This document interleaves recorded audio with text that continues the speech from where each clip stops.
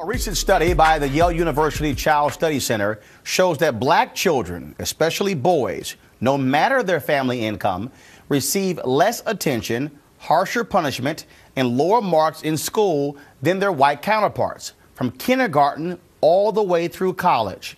A subsequent article published in the Washington Post reported that black children in the Washington, D.C. area are suspended or expelled 2 to 5 times more often than white children.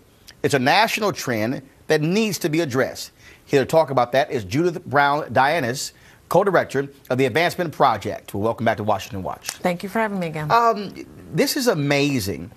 One school district, 71% of suspensions handed out for insubordination were given to black students. That's right. I mean, this is a national trend. We call it the schoolhouse to jailhouse track.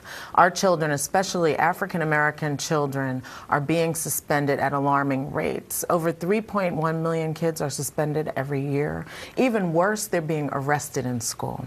In Florida, for example, over 21,000 kids are arrested in a year. But when we look at this is not about safety. It's not about bad things that kids are doing. 69% of those arrests were for misdemeanors. So these are subjective things that our kids are getting caught up in the system for. What is the basis of the suspensions? Well, many of the suspensions are for things like dress code violations.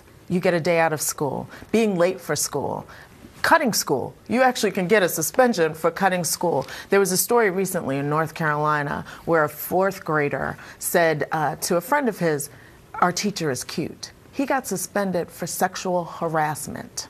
This is the kind of, thing that is happening across the country. Our schools are not using common sense when it comes to the behavior of children. But clearly there's a difference between white kids and black kids, so what explains this racial disparity? Well, the racial disparity is explained by a number of things. One of which is the perceptions, especially of black boys in classrooms, that they're too active, that they talk out of turn, that they're unruly. Those are perceptions that teachers carry into the classroom.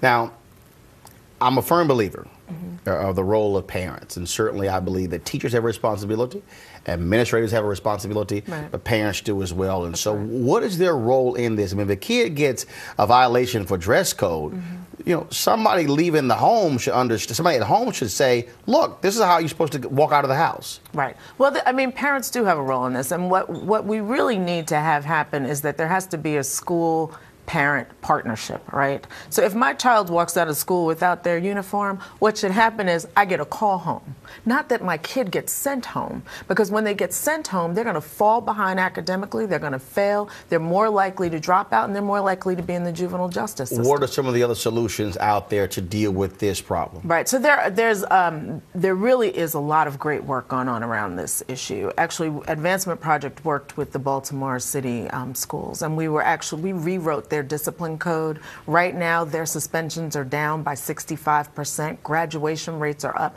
because we took the subjectivity out of it, and the school put in counselors. That's what some of these kids need, are counselors, someone to talk to walk them through the day. We need common sense in the schools, and we really are making a difference. In Denver, we've seen the suspensions come down by 64% also, where another place where we've actually rewritten the discipline code to put common sense back into it. Wow, who knew that common sense was uncommon these days? How about that? Judith, we certainly appreciate it. Thanks so much. Thank you.